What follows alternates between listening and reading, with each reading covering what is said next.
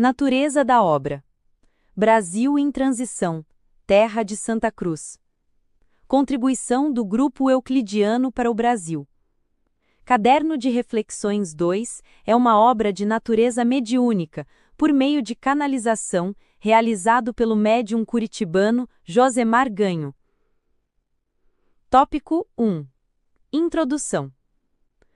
Tudo no universo material e imaterial é um processo, passos e conquistas. A evolução não ocorre por saltos, e sim por ciclos, etapas e fases, em um grande movimento ascendente. A Terra passa por este movimento de ascensão à quinta dimensional. Tudo neste planeta deve ser adaptado e adequado a esta quinta dimensional. O tempo, ou o período desta transição, depende do grau de compreensão e adaptação do ser humano. A quinta dimensional é um processo em construção. Ao contrário do que se imagina, não é um local que cada um vai acessar após a terceira dimensional, e sim um processo construído a partir da terceira dimensional. A primeira etapa deste grande ciclo de mudanças é individual. O homem deve renascer para esta nova realidade, o despertar. O despertar é a tomada de consciência que seu ser é essencialmente uma divindade, fonte e parte da criação. É a descoberta e a manifestação do ser crístico, sua essência, e que todos somos, eu sou, singularidades em uma grande unidade. Despertos para esta realidade, o homem deve tornar sua realidade uma realidade crística. Diferente do passado, em que o despertar elevava o espírito ainda na matéria à ascensão, agora este despertar manifesta-se em um novo ser e em uma nova sociedade, pois as bases desta elevação devem ser edificadas aqui mesmo, pois Gaia, assim como os seres humanos, também deve ascender. A ascensão é um processo singular e plural. Singular na manifestação interior de cada ser, e plural como manifestação coletiva. Para esta é que apresentamos o presente Caderno de Reflexões 2. Este Caderno de Reflexões 2 visa orientar os seres singulares despertos na condução de uma nova ordem material e organizacional da sociedade em transição. Seria incompatível o despertar singular sem uma ressonância na organização deste despertar na materialidade coletiva, sendo que tudo está passando por um processo evolutivo. Estaremos apresentando um programa de transição geral, que procura abranger as maiores e mais importantes áreas da existência humana, orientando o programa de transição que deverá ser implantado, base do movimento espiritualista, política e espiritualidade, Brasil em transição, terra de Santa Cruz. Este programa de transição, utópico para muitos, real para poucos, necessário para todos, será um guia para os despertos no caminho da edificação da nova civilização quinta dimensional. Sem esta transição, não ocorrerá a ascensão. Mais que uma leitura teórica, este caderno é um guia de implantação, um chamado à prática edificante da nova civilização quinta dimensional. Curitiba, 28 de maio de 2021. Grupo Espiritual Euclidiano, sob orientação de Sananda. Tópico 2. Definição de transição planetária. Define-se transição como algo que transita, que está em movimento, que se desloca de um ponto a outro. É a saída de um ponto inicial para a chegada em um outro ponto. É uma mudança de um estado de coisas para um outro estado de coisas. É um movimento de saída de uma situação para encontrar-se em uma outra situação. Transição planetária é o período vivido atualmente na Terra, que passará da terceira dimensão à quinta dimensão. O período decorrente entre a terceira dimensão para a quinta dimensão é denominado de transição planetária. No plano de evolução dos cosmos, não existe saltos, e sim processos. Tudo passa por períodos de evolução, e não por saltos evolutivos. Esta é uma lei da criação. Tudo que compõe o cosmo passa por um processo evolutivo. Esta lei da criação afirma que toda forma de existência, desde sua criação, transita em constante aprendizado, adaptação, mudanças e experiências até chegar a seu grau maior de compreensão, momento este de retorno à totalidade. A criação é uma totalidade que se fez singularidade, não é apenas um Big Bang. Em cada dimensão, um processo de singularização da totalidade da existência. É a parte contida dentro do todo universal. Para cada dimensão, um sopro, expiração seguido de uma inspiração, expansão e contração, o ciclo da dispersão e o ciclo da agregação, o ciclo do ir e o ciclo do vir. Transição do planeta Terra é o ciclo do vir, é o retorno de toda a natureza criada neste universo dimensional. É o reencontro das singularidades, o movimento de inspiração. Tudo está voltando à fonte da criação nesta dimensão. Cada aspecto de nossa existência passará por esta mudança, de nosso estado consciencial, mental, físico, comportamental, as nossas reações imediatas e coletivas, do átomo ao sistema solar e universal. Para cada aspecto de nossa existência, uma nova adaptação e compreensão. Transição é um processo de evolução. O sistema está evoluindo. Evolução é a saída de um ponto de compreensão anterior para um ponto superior de compreensão. Evolução é sair de um estágio anterior de consciência para um estado superior de consciência. Evolução é um processo que ocorre dentro de uma mesma dimensão, isto é, dentro de uma mesma dimensão, saio de um estágio de compreensão para um estágio superior de compreensão. Ascensão é o movimento de evolução que supera uma dimensão, ou seja, quando uma evolução dentro de uma dimensão atinge um estágio superior, este a qualifica a mudar de dimensão. Ascensão, essencialmente, é a mudança de dimensão. Ascensão é um ciclo completo de evolução dentro de uma dimensão. Evolução, desta forma, é compreendida como um ciclo de aprendizado da singularidade dentro de uma dimensão. A conclusão do ciclo de aprendizado de uma singularidade em uma dimensão é o chamado processo de ascensão. Ascensão é a passagem de uma dimensão a outra e o início de um novo processo de evolução, e assim sucessivamente até a integração da singularidade à totalidade. A cada processo existencial, uma experiência.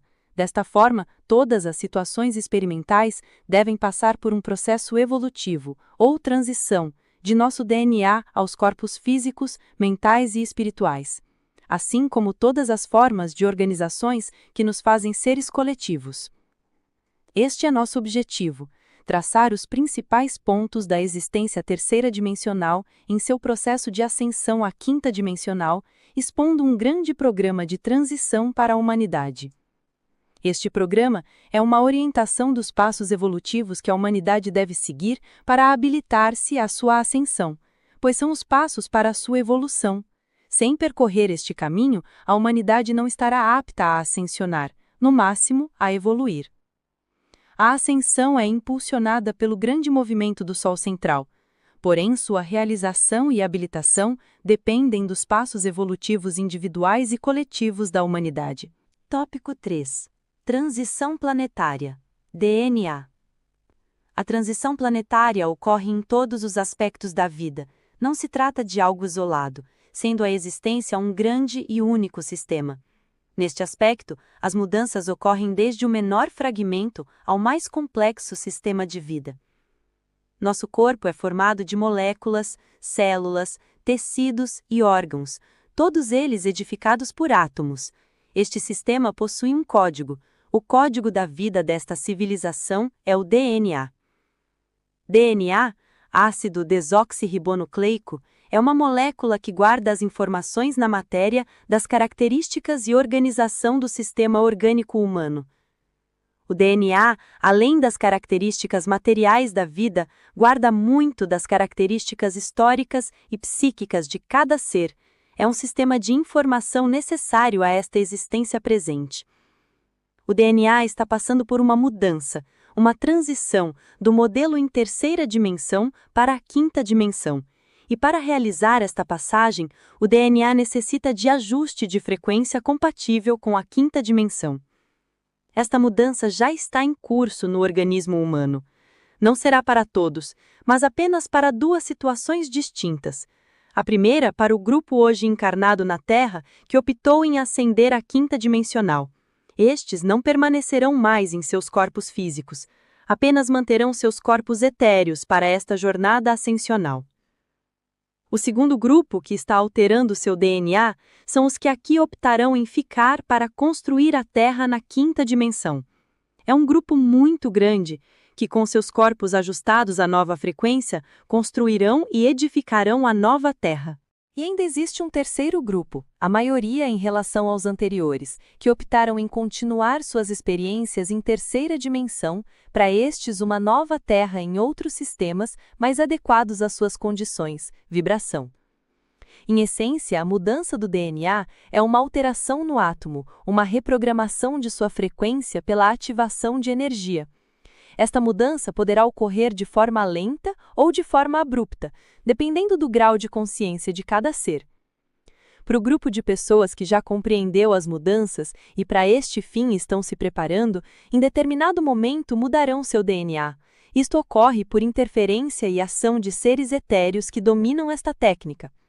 Para o grupo não desperto destas mudanças, isto ocorrerá de forma mais lenta, à medida do seu despertar, pois segue-se a lei universal do livre-arbítrio, nenhum ser é obrigado a nada além de sua própria consciência. Desta forma, o plano da evolução terrena passa pela mudança do DNA, uma reprogramação não na forma de sua essência, mas de sua frequência energética, condição esta para se adaptar à nova dimensão. Tópico 4. Transição planetária, mudanças das consciências. Mudar as consciências, talvez o aspecto central na mudança planetária e chave do processo de transição. Vamos separar um aspecto para que não haja confusão conceitual. No mundo espiritual e psíquico, são usados o termo consciência em aspectos e compreensões distintas. O primeiro conceito está ligado à mente, à razão. É um aspecto ligado ao pensamento humano, local de encontro das referências morais e éticas que formam juízes de valores, sistemas de crenças, memórias existenciais. Tudo isto interage como o pensamento, que associados com as experiências, identidades, características físicas, sociais, ambientais e históricas, formam a personalidade presente de cada individualidade. O segundo conceito de consciência são os aspectos amplos, gerais e absolutos. É o estado da nona dimensão, momento em que uma singularidade passa a integrar a totalidade, o momento da maior união de regresso de uma singularidade para a totalidade. É o reino de toda a unidade, de todo o conhecimento, de sustentação de todas as formas, local da porta de passagem para um universo, multiverso, além do universo existencial. Dito isto, deixamos claro que estamos falando do primeiro conceito, a consciência material, o mundo dos juízos morais e éticos de cada ser. A mudança de consciência é a chave de abertura individual para os passos da transição. Sem mudança de consciência, não existe evolução e muito menos ascensão. E o que são essas mudanças necessárias para cada consciência? O primeiro aspecto é de compreensão. Compreender que existe algo além dos seus sentidos e campo de visão é o primeiro passo, a abertura para o novo. Compreender que o universo não se manifesta apenas em seu campo de visão e em seus 5 sentidos é compreender que existe algo além, presente, tão real como o universo visível, porém não perceptível. O segundo aspecto é o movimento que deve ser feito em busca desta compreensão que passa pelo campo mental. Conhecer e aceitar. Se isto não existir, grande será a dificuldade para o despertar da consciência. Não falamos de conhecer como um aspecto formal, material do conhecimento, mas sim da abertura para as experiências pessoais além da razão material. O terceiro aspecto é o da abertura para estas mudanças conceituais, compreendendo o que é importante e necessário e o que não é mais importante e necessário. A compreensão leva a uma seletividade e impulsiona as mudanças. Não se eleva a consciência mantendo-se os mesmos conceitos e práticas cotidianas. A mudança de consciência nos induz a novas práticas. O quarto aspecto é o da limpeza conceitual. Passamos muito tempo acreditando em falsas verdades. Vivemos na caverna das ilusões, acreditamos na limitação do mundo. Nosso universo mental esteve por muito tempo dentro de uma jaula conceitual. Devemos nos libertar disto, mudar nosso campo mental. O quinto aspecto, após a limpeza mental, é a abertura para o novo. Devemos nos abrir para as possibilidades infinitas, para a verdadeira liberdade, para a totalidade e para o absoluto. E o sexto aspecto, o movimento. Devemos construir esta nova consciência, ser ela, estar com ela, integrar-se a ela. E o sétimo aspecto é manifestar estas mudanças em nosso plano existencial. Tópico 5. Transição planetária, mudança de nossa realidade material individual. O planeta Terra possui todas as condições materiais para a sustentação da humanidade, e assim o fez e continuará fazendo.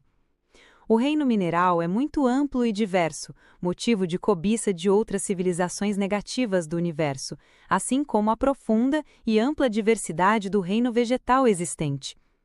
A Terra realmente é um dos planetas mais complexos que existe no universo material.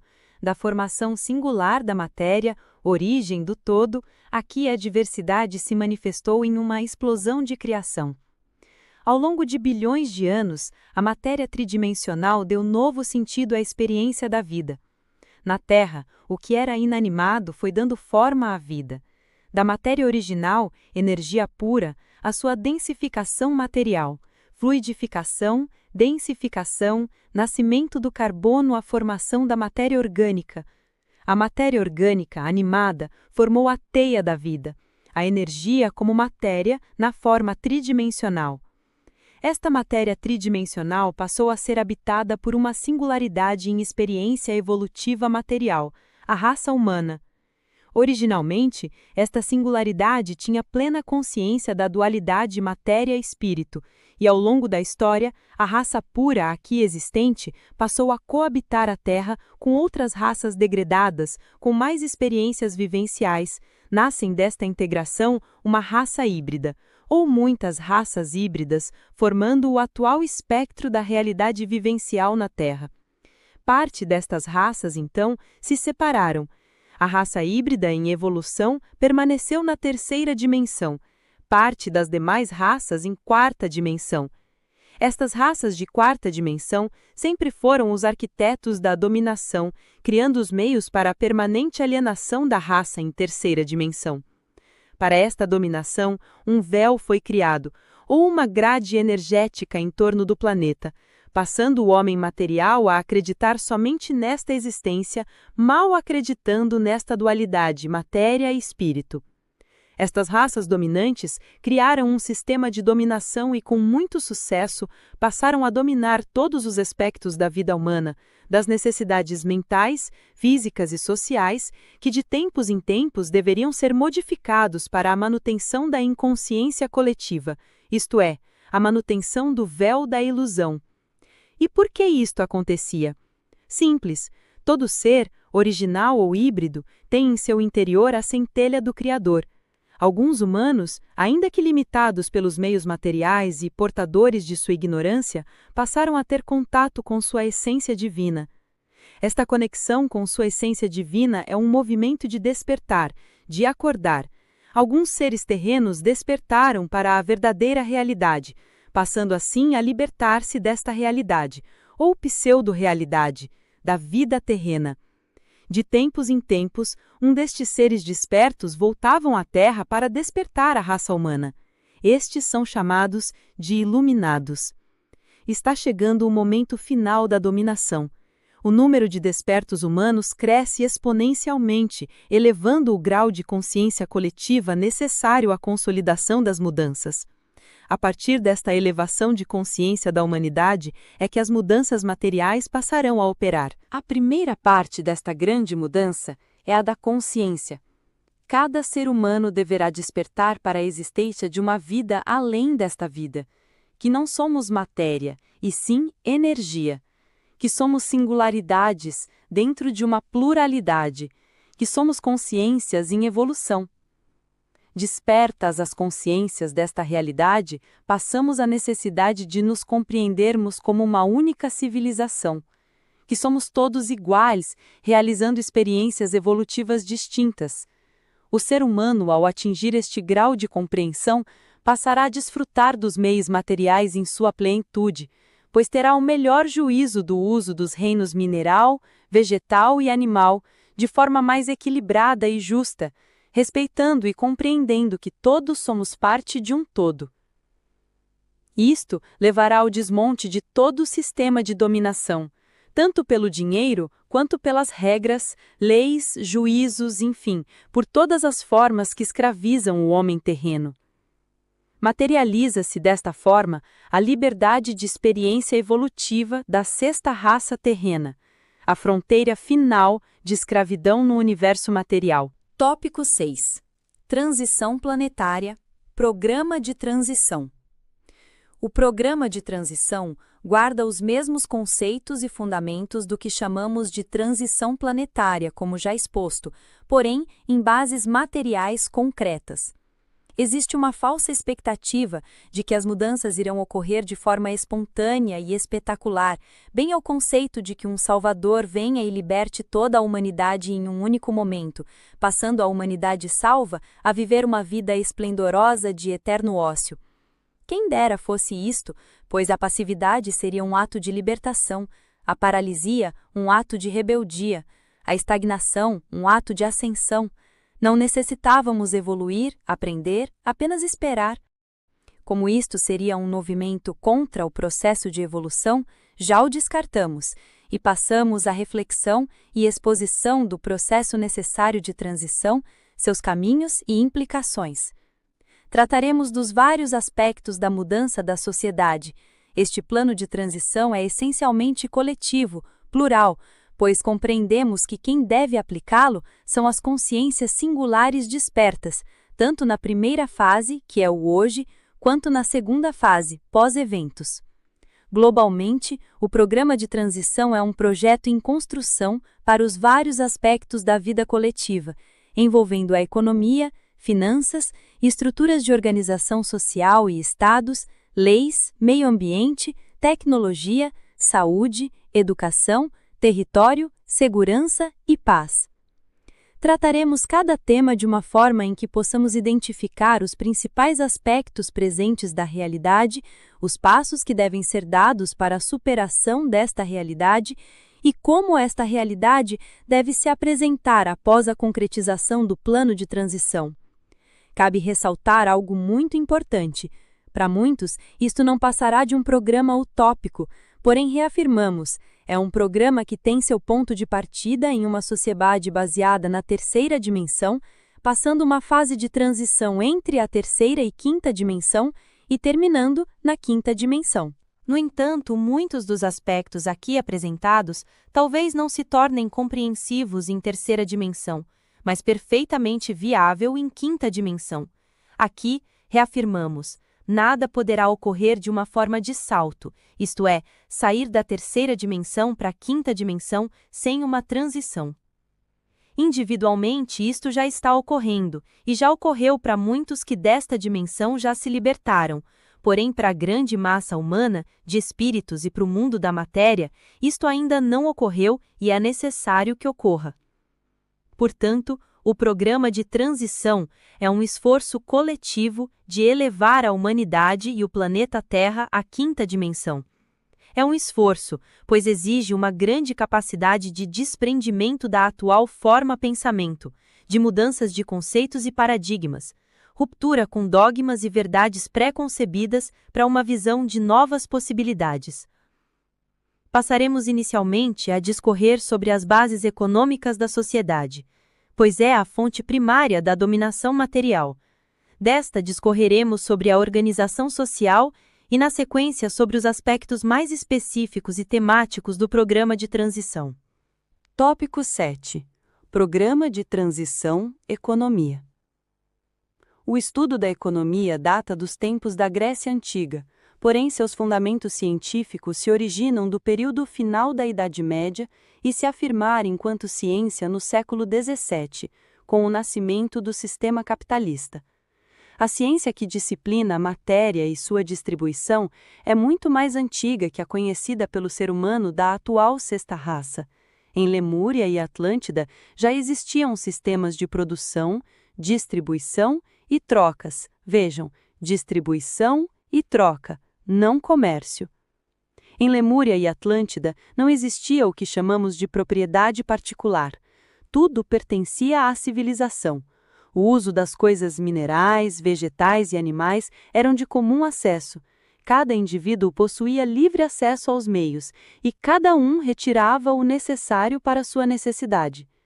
Este acesso livre aos meios era regulado pelos governantes, algo como uma definição de limite quantitativo, porém não com interesse de restrição, mas para manter a preservação e capacidade destes meios de regeneração, garantindo assim a contínua existência dos meios. Em Lemúria, a existência era um pouco diferente de Atlântida. Lemúria era um reino mais fluido, não tão denso como a atual Terra. Desta forma, as necessidades materiais eram menores. A fonte primária estava ligada mais à energia da matéria do que à matéria em si. Este é o motivo de seus templos e construções serem tão brilhantes e reluzentes. Em Atlântida, a matéria já se encontrava mais densa. As necessidades materiais eram mais presentes.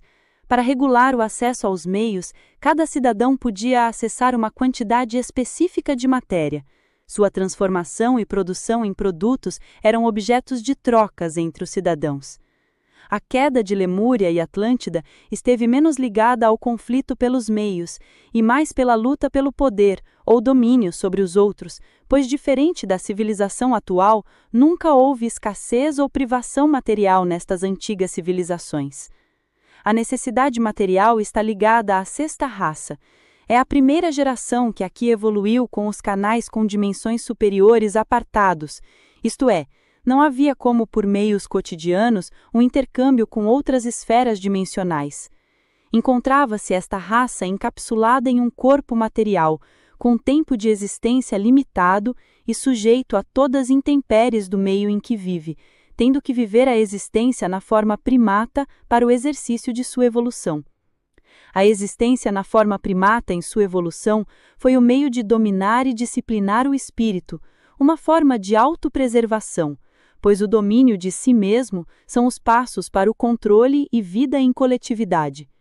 Inicialmente, cada ser buscava sobrevivência individualmente, pois existia muita abundância em seu meio.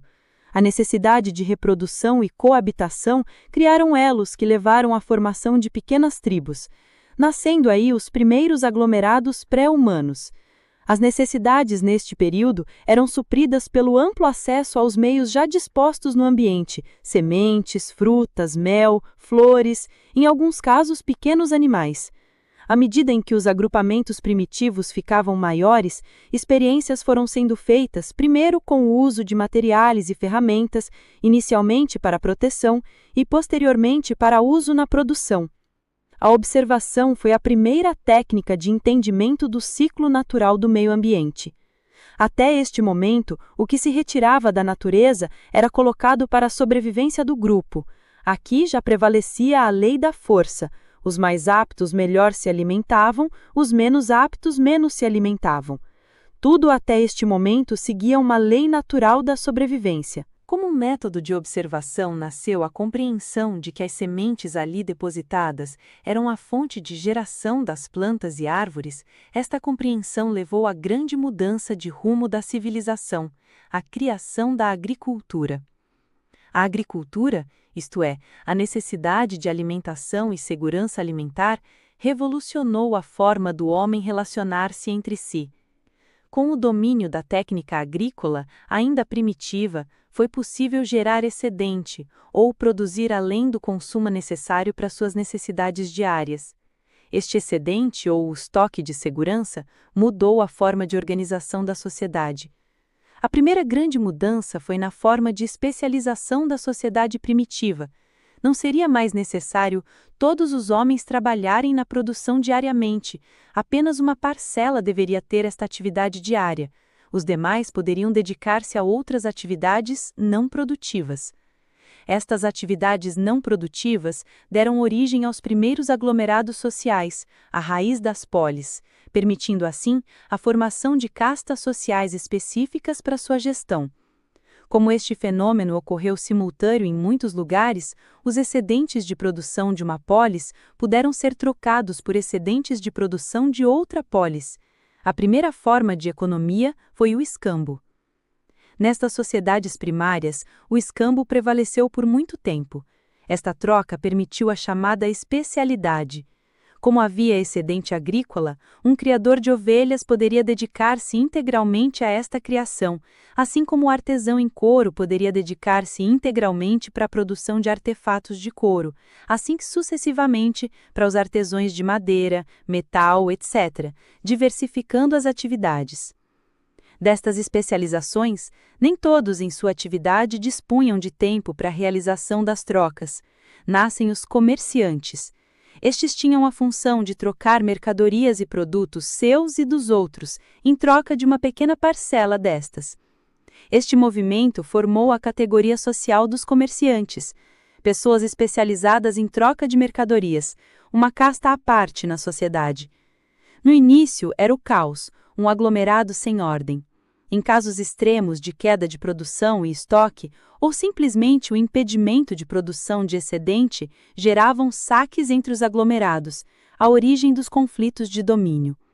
Para a segurança destes aglomerados, nascem as guardas e exércitos, serviços de proteção dos excedentes de produção. No interior desta proteção é que nasce a organização do público, pois até então a organização era feita pelos anciões. Anciões eram os homens mais sábios e experientes, porém grande parte já inapto ao trabalho. Com a formação dos exércitos, os mais novos e aptos é que se destacavam até o momento que estes guinaram da força para o mando, passando a um outro estágio de dominação e organização da polis. Verticaliza-se a administração da polis. A forma de escambo deixou de ser funcional. Tudo dependia de trocas e, muitas vezes, de trocas não equivalentes. Para este fim, teve início as trocas em formas equivalentes com um produto muito precioso, o sal. O sal, poderíamos dizer assim, foi a primeira moeda. Por equivalência, passou-se a fazer trocas não mais de produto a produto, e sim de produto equivalência barra produto. Mas aí guarda uma questão muito interessante. Além de meio de troca, era um meio para consumo, isto é, algo que com o uso se extingue, e o sal era vital para a manutenção e conservação do excedente. Para dar solução a este problema moeda-mercadoria, passou-se a cunhar a moeda em metal. E para que este metal não fosse fabricado aleatoriamente por qualquer um na polis, nasceu a fabricação de monopólio do Estado em sua fabricação. É neste período que nasce o valor metal, pois quanto mais duradoura a moeda, maior valor possuía. Assim como mais raro o metal de sua fabricação, mais ela valia, nascia o peso ouro. Neste estágio da civilização, já tínhamos reinos, especializações, moeda, trocas, excedentes, já existia uma economia primitiva. Precisamos falar dos impostos e comerciantes. Os impostos nasceram da necessidade de financiar a segurança. Inicialmente, usava-se parte do excedente para manter o exército. Pagava-se o exército com produtos excedentes. Como esta prática era disfuncional, com a introdução da moeda como meio de troca, passou-se a remunerar o exército com moeda, não mais ligado ao excedente de alimentos, mas à disponibilidade de moeda. Neste mesmo período, nascem os comerciantes. Não mais de trocas ou escambo. Pelo uso da moeda, estes poderiam ir além das distâncias até então percorridas com os produtos básicos, pois em sua maioria eram perecíveis. A introdução da moeda metal impulsionou o comércio de longa distância, em especial produtos não perecíveis como utensílios, tecidos e outros. Estava formada a economia primitiva de trocas e comércio, ao mesmo tempo em que inicia suas disfunções e desvios.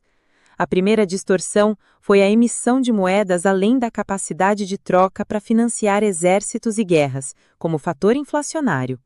A moeda cunhada em metal, até então base para as trocas, adquire outra função como de reserva de valor. Este fato levou ao surgimento de uma nova categoria de pessoas, inicialmente formada por comerciantes ricos que acumulavam moedas em suas trocas, que passam a emprestar dinheiro, formando uma nova categoria, a de banqueiros. Este novo sistema econômico tem o tempo, fator não econômico, como primeiro gerador de crise. A produção dependia do clima. Tempo ruim, produção ruim, poucos recursos. Tempo bom, boa colheita, bons recursos. O segundo aspecto gerador de crise eram as guerras. Os estados-nações, reis em especial, recorriam aos comerciantes e depois aos banqueiros para financiar as guerras. Grandes empréstimos endividavam os reinos além da guerra em si. A expoliação de outro reino era fundamental para a recuperação econômica do reino vitorioso. O terceiro aspecto gerador de crise dependia do sucesso do comércio além mares e entre mares, não só nas trocas comerciais com a Índia, mas a descoberta e expoliação das novas terras descobertas e suas colônias na América e África. Até este período, a economia era simples, o escambo muito presente, a moeda era importante, a economia de trocas de subsistência permitia a toda a população viver e manter sua autonomia. Com o advento da economia industrial, tudo muda radicalmente. A produção de mercadorias se eleva acima da capacidade das pessoas absorverem esta produção. Das unidades familiares de artesãos aos grandes galpões industriais, as indústrias desorganizaram e liquidaram o modelo anterior.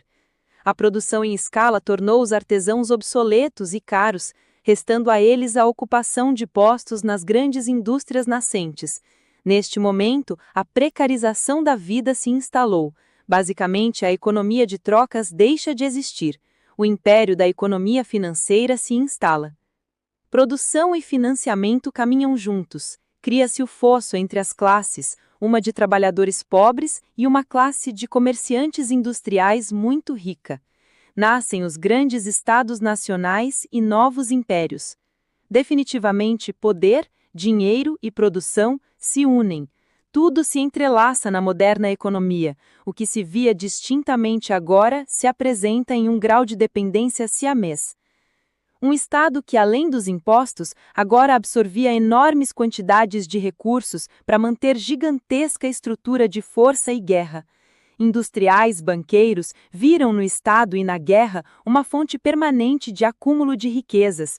Drenava-se a receita dos impostos para os esforços de guerra por meio de pagamento de juros de empréstimos e compras industriais. A economia torna-se complexa, no entanto, sua essência permanece a mesma. Produção, trocas, excedentes de troca, financiamento e juros. É um ciclo simples, mas sua dinâmica tornou-se demasiado complexa. À medida em que a sociedade vai se tornando mais complexa, a economia, assim a acompanha, até a chegada da primeira revolução industrial. Uma economia baseada na agricultura e produção primária passa à economia industrial. A produção de um modelo organizado na agricultura familiar e manufatura artesanal passa ao sistema industrial, uma organização impessoal, integrada e complexa. O trabalhador passa a não mais ter o controle do produto de seu trabalho, apenas controla uma parte deste produto, de forma fragmentada e indireta. A produção industrial evoluiu para uma economia capitalista. As trocas, arranjos, intercâmbios, tudo passou a ser impessoal e organizado em uma grande teia de trocas materiais e imateriais, o que se convencionou chamar de mercado. Esta nova economia introduziu uma profunda mudança na forma de organização da sociedade e em sua forma de pensar. Tudo passou a ser visto pela ótica da economia, mercado. A sociedade industrial imperou e, com ela, um impulso competitivo e concorrencial. A lei do mais forte, ou a lei de quem mais lucra. Quem mais lucra sobrevive, quem não lucra, morre.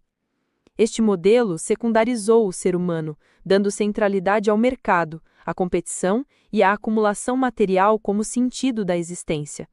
O ser humano não está mais ao centro, o mercado passa a ser o centro gravitacional da existência. O mercado transforma tudo em mercadoria, inclusive o homem, que passou a ser uma mercadoria de trabalho. Com o deslocamento do ser humano da centralidade que ocupava, edificou-se novos conceitos e valores centralizados nos meios materiais da existência. O sentido da vida/existência deixou de ser abstrato, transcendental, passando a ser significado apenas no meio concreto do ter, possuir e usufruir. Tudo passou a ser uma grande corrida pela satisfação. O poder, um meio de atingir a riqueza e a satisfação. Tudo de bom que o ser humano poderia produzir acabava por transformar-se em mercadoria. Para manter-se competitivo neste mundo de concorrência, o desenvolvimento tecnológico. Cada vez mais se inovava para deixar os produtos obsoletos, sempre com o objetivo de ter um produto no mercado melhor que o anterior e mais competitivo que o produto do concorrente. Para manter-se competitivo no mercado, moléculas são transformadas em mercadorias com a descoberta de novas composições para a produção de novos materiais. As inovações geram produtos que já nascem com tempo de validade determinado, passando tudo a ser descartável. Tudo virou um grande mercado, e para sobreviver neste grande mercado, somente os mais fortes permanecem. Nascem os grandes conglomerados empresariais, pequenas famílias, poucas pessoas, controlando gigantescos sistemas de produção, pois somente os fortes e gigantes podiam sobreviver a tamanha complexidade de trocas e produção. O sentido mais humano da existência deixa de existir, passa este a ser tratado como um consumidor e menos como um cidadão. Se como cidadão ainda lhe conferia alguma dignidade, ao menos no exercício de alguns direitos, como consumidor, ele passa a ser apenas uma engrenagem no complexo sistema de negócios e trocas de mercadorias. A irracionalidade é tanta que o mundo passou a ser entendido como um sistema de trocas de mercadorias, com ganhos monetários que objetivavam a acumulação, destinados a novas trocas, em um círculo permanente que externalizava o ser humano, roubando-lhe a sua verdadeira identidade e essência, ao ponto em que a maioria dos seres humanos passaram a ser apenas personagem no mercado, alguns figurativamente, outros de forma real. Para os grupos que não se adequaram a este modelo ou não tiveram a oportunidade de chegarem lá, restou a miséria na periferia do sistema. Chegamos ao ápice da economia de mercado em seu poder e domínio. Esta mega estrutura passa a ruir, e de crise em crise chegará a sua derrocada final. Momento este que devemos construir as bases de uma nova economia em meio à transição do planeta. O Programa de Transição Econômica é o primeiro programa que apresentamos. Não é aleatório isto, e sim deliberado. O ser humano encontra-se aprisionado em um sistema de mercado, sendo ele mesmo uma mercadoria, e uma mercadoria barata. A cada dia se endivida para comprar outras mercadorias em um ciclo vicioso sem saída. Além desta prisão econômica, o homem que não obtém sucesso neste ciclo de dominação, a maioria absoluta no planeta, são considerados perdedores no sistema. Esta frustração leva a muitos problemas de natureza material, moral, mental e psíquico, além da própria degeneração corporal pela ausência de elementos básicos até em sua alimentação. Nada poderia avançar na transição planetária sem a libertação econômica do ser humano. Para isto, o programa de transição apresenta a reforma da economia como seu primeiro item. Economia é o mundo da produção e trocas.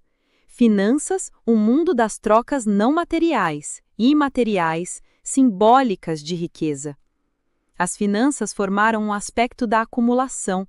Esta acumulação deveria circular novamente como uma engrenagem de empréstimos e operações para o mundo real, mas não foi o que aconteceu.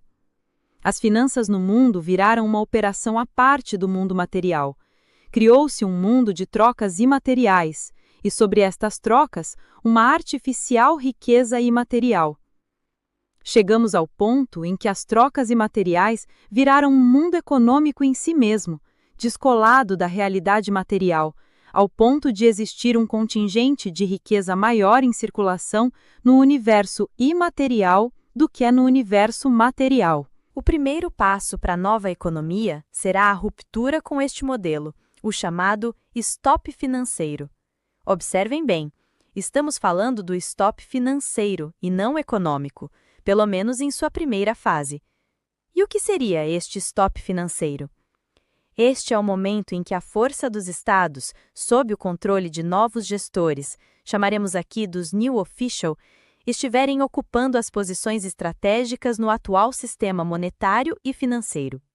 Em seu primeiro momento, serão congeladas todas as operações financeiras que envolvam qualquer tipo de trocas, aquisições, compras de ativos não reais, como câmbio, hedge, derivativos, papéis secundários, títulos dos tesouros nacionais, enfim, todos os produtos financeiros monetários existentes no mundo. Inclui-se aqui o congelamento das operações dos cartões de crédito comerciais. Pergunta-se aqui, mas cartão de crédito não é algo derivado das operações reais? Isto é, um meio de troca? Sim, deveria ser somente isto, mas acabou por transformar-se no principal meio de escravidão, pois o cartão de crédito e créditos especiais em conta corrente tornaram-se os principais meios de endividamento, domínio e exclusão do ser humano do sistema financeiro e econômico. Observem a sociedade ocidental. Tudo, mas tudo mesmo, passou a ser comercializado, a ser mercadoria. O sistema financeiro expandiu suas garras no domínio de todas as operações, ao ponto de o comércio e o serviço no planeta passarem por cartões de crédito, débito ou financiamento. Mais de 70% das operações de compras e vendas realizadas no mundo ocidental passam pelas engrenagens do sistema de crédito, por fluxo ou operação. As dívidas dos cartões de crédito é a maior fonte de endividamento das pessoas e famílias. Desta forma, o estancamento destas operações é fundamental para o stop financeiro. E, claro, isto, em seu primeiro momento, causará um pequeno tranco na economia real de trocas verdadeiras, mas esta situação será de curto prazo. Em um único dia será anunciada esta intervenção no sistema global. Neste dia, será mostrado à humanidade a realidade encoberta sobre o domínio financeiro global e como foi a evolução deste sistema de escravidão financeira até este momento. A sociedade como um todo perceberá que durante muito tempo foi manipulada, escravizada, condicionada a passar seus dias à procura de recursos para a liquidação de suas dívidas financeiras e que hipotecas, financiamentos, cartões de créditos e empréstimos foram um grande arranjo para subordinar e dominar cada pessoa. Vão perceber que a sua existência em sofrimento e escassez foi uma ação deliberada. Existia no mundo os meios materiais para o bem-estar e a felicidade de todos, porém cada ser humano foi alijado desta possibilidade em benefício de apenas uma casta de dominadores e controladores deste sistema no mundo. A economia de produção e trocas, em seu primeiro momento, continuará. Apenas as grandes corporações serão atingidas, conglomerados ligados ao complexo industrial militar, tradings monopolistas de alimentos e minérios, complexos de serviços de comunicação, informação e sistemas. Estes vão sofrer intervenção, pois fazem parte do sistema de dominação global. Feito o stop financeiro, ou congelamento do sistema financeiro por meio do sistema físico existente, isto é, agências e bancos, agora sob intervenção, passarão a disponibilizar um valor, que ainda não está definido, para cada cidadão do mundo, indistintamente. Este valor será suficiente para as trocas, porém sem causar escassez. Será um valor de livre uso, mas ao contrário do que se imagina, não haverá uma corrida pelo consumo. O uso será de forma parcimoniosa. Em paralelo a isto, fundos de grande monta serão liberados, não para consumo, mas para projetos de reestruturação econômica. Muitos projetos já estão elaborados e fazem parte da transição do modelo. Um exemplo destes projetos será a progressiva extinção da proteína animal, que migrará inteiramente para uma produção de grãos e produtos naturais, pois se vamos mudar a economia, devemos mudar o ser humano, e esta mudança se inicia pela alteração do padrão alimentar, que está muito além do alimento. É uma mudança do padrão vibratório do ser humano.